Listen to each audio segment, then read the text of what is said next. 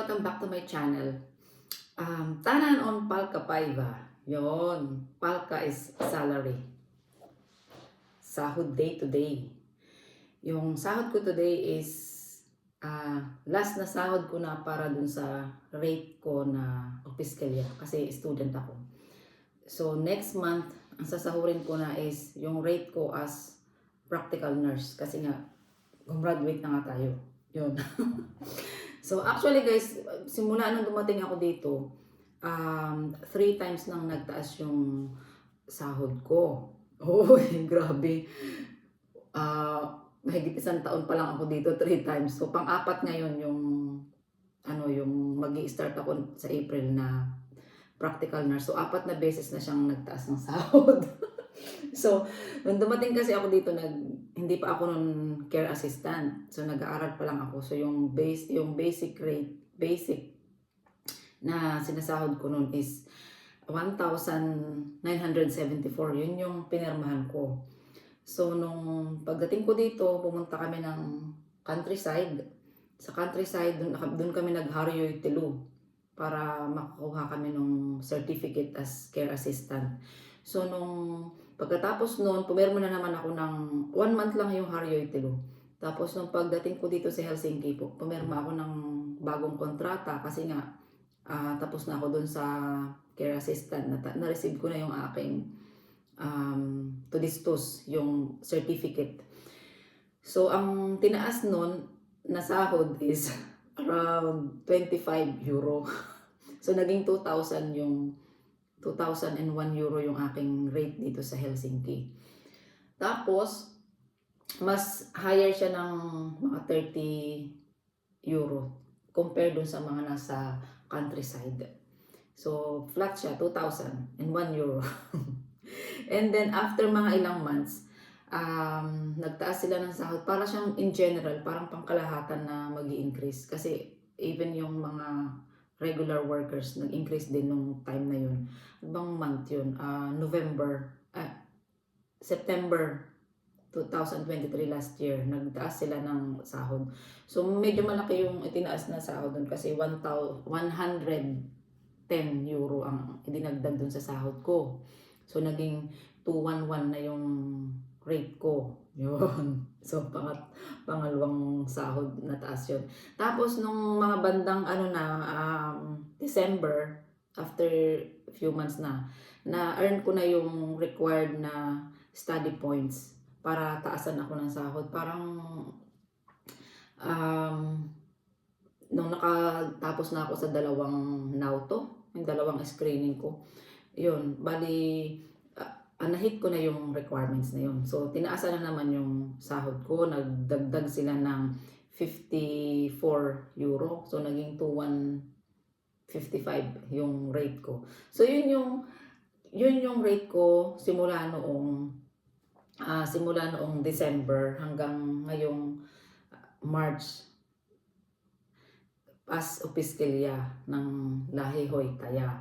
So, pagka-graduate ko, nung na-receive ko na yung full na study points na 180 points. So, pinapirma na agad ako ng kontrata para itaas yung sahod ko. So, today, yung sinahod ko ngayon ay yung last na rate ko. Mag-i-start ako ng sahod ng 2,300 na starting ng Lahi Hoy Taya. Hindi ko alam kung pare-parehas ba yun nandito sa Helsinki, pero ang alam ko lang is maraming factor na nakaka-apekto nung pagdi-decide nung kung magkano ang sasahurin mo. Like for example, ako technically wala pa akong experience as Lahi Hoy Taya kasi nga kagagraduate ko pa lang. So, tapos yung area, tapos kung kung nasa public ka ba or nasa private ka, yun. So, ako kasi is nasa private ako. Parang ang alam ko mas malaki ang pasahod ng public. So nasa private ako ngayon. So yun yung starting salary ng newly graduate na practical nurse. 2,300 doon sa aking company na pinapasukan. It depends dun sa mga company. Iba-ibang company kasi syempre. So yun, mag-i-start ako ng 2,300 ngayong April.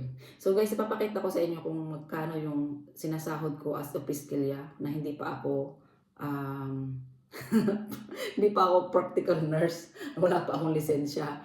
So ngayon, ito yung sinahod ko na last ngayong March. Papakita ko sa inyo para naman exciting. So ayan guys, yung average na sinasahod ko. Diba? Ang laki-laki.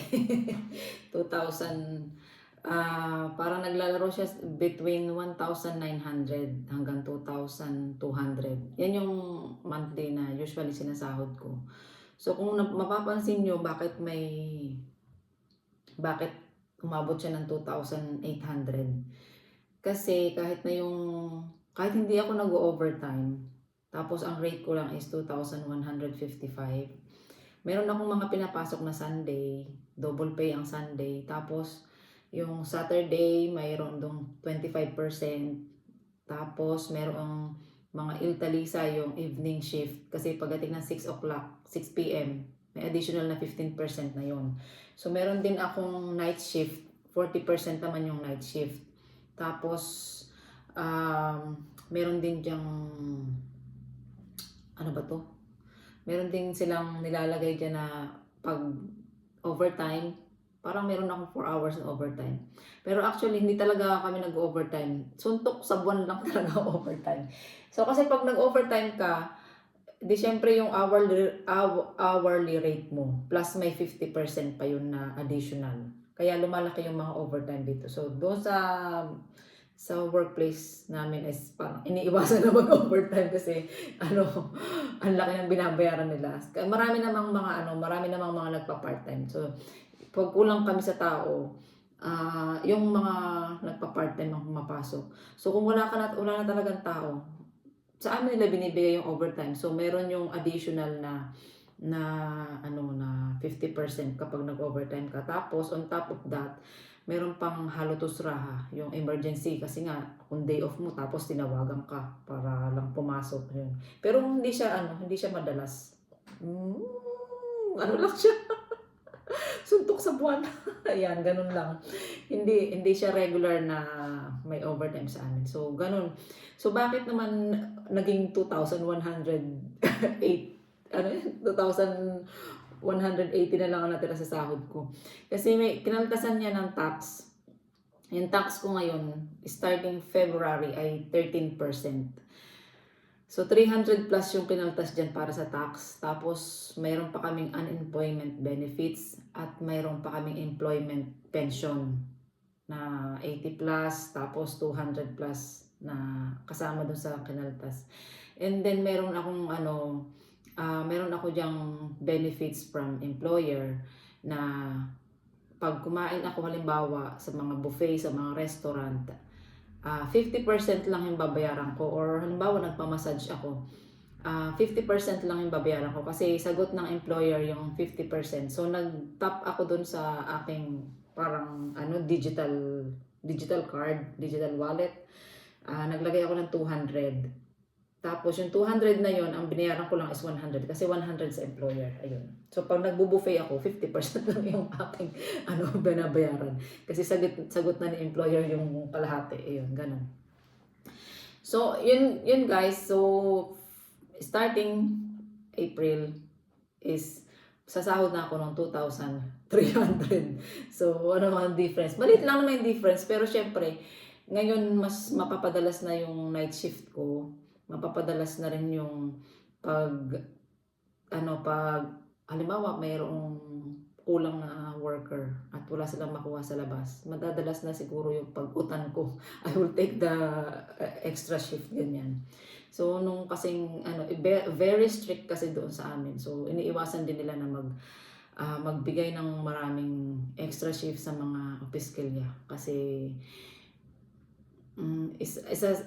aside from doon sa malaking babayaran nila, so episkelya ka nga, dapat nag-aaral ka, dapat na may maintain mo yung work balance mo at yung study, yung life mo, ganyan-ganyan. So ngayon, kung wala ka nang inaalala ng mga homework, wala ka ng klase, hindi hindi na apektado yung ano, yung flow ng work schedule mo. So, hindi ka na magre-rely, oh, meron ba akong pasok bukas, hindi ka makakuha ng mga shift. So, ngayon pwede. Pwede ka na kumuha ng mga extra shift ngayon. Char, ayan. So, pwede na rin mag-apply sa ibang ano, sa ibang company as giggers, as ano, as tawag dito, ano ka, anong tawag doon? Magpa-part-time ka sa ibang company. Pero, nahina pa tayo sa finish, kaya medyo, ah, pinipili ko pa rin yung mga pag-apply kasi, syempre, kailangan fluent ka sa finish. Eh, yung level ng finish natin, eh, hindi naman ganun kahusay. So, pinipili ko rin yung ano, pag-applyan ko, yung hindi sila mahigpit sa Finnish language, ganyan. Pwede mag-apply doon. At saka, aside from that, ah, meron akong extra job na ginagawa once in a while, ganyan. Halimbawa, twice, mga 4 hours a week, or kahit, minsan nga, 2 oras lang, eh, ganyan. Parang nada-divert din yung attention ko sa ibang bagay, hindi lang puro doon sa workplace ko. Yun. Pero maliit lang yun, sabihin natin mga 2 hours or 4 hours a week. And then, 20 euro per hour. Ganun. So, yun, nakakadagdag yun sa akin sa mga expenses ko, panggastos, panggala, pangbili ng kung ano-anong gusto, ganyan.